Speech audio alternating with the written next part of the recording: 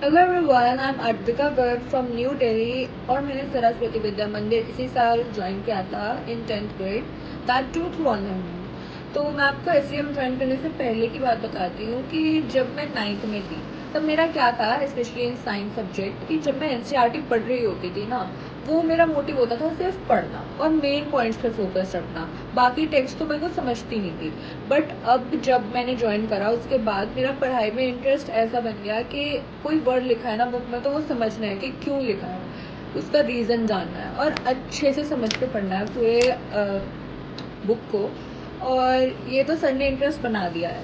उसके बाद second thing कि वर्कशीट्स और जो सर कांस्टेंट वर्कशीट्स और टेस्ट लेते हैं हमारा, उसकी वजह से जो मार्क्स है ना वो इम्प्रूव हो रहे हैं। क्यों? क्योंकि हमें कभी कभी ना चाहते हुए पढ़ना पड़ता है स्कोर करने के लिए उन टेस्ट में, जिस वजह से कंसिस्टेंसी बनी रहती है पढ़ाई की। और आपके सिर्फ टेस्ट में ही नहीं, आपके स्कूल में उनके एग्ज़ाम्स में भी आपके मार्क्स ग्रेजुअली इम्प्रूव होते हैं एंड बहुत बेनिफिशियल है।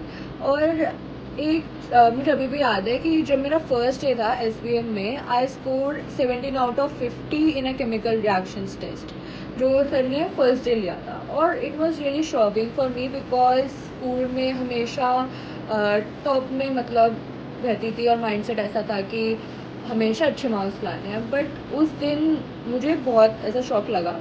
तो सर ने कई मोटिवेशनल वीडियोस दिखाई अपने लेक्चर्स में, उन्हें देख के थोड़ा बेटर लगा। उसके बाद सर के लेक्चर्स सुने जिससे और अच्छे कॉन्सेप्ट समझ आए और सर ने कांस्टेंट रिवीजन कराया, प्रैक्टिस कराई, जिसके बाद जब कुछ दिनों बाद वो सेम टेस्ट लिया, आई स्कोर फुल।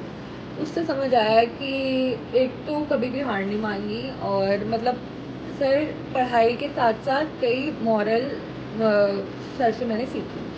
तो उसके बाद मॉरल वैल्यूज भी। और उसके बाद मुझे ये भी समझ आया कि कांस्टेंट प्रैक्टिस और रिवीजन कितना ज़रूरी है और कंसिस्टेंसी कितनी ज़रूरी है पढ़ाई में। तो SVM ज्वाइन करना I think was one of my best decision. And मैं यही कहना चाहूँगी, बस। थैंक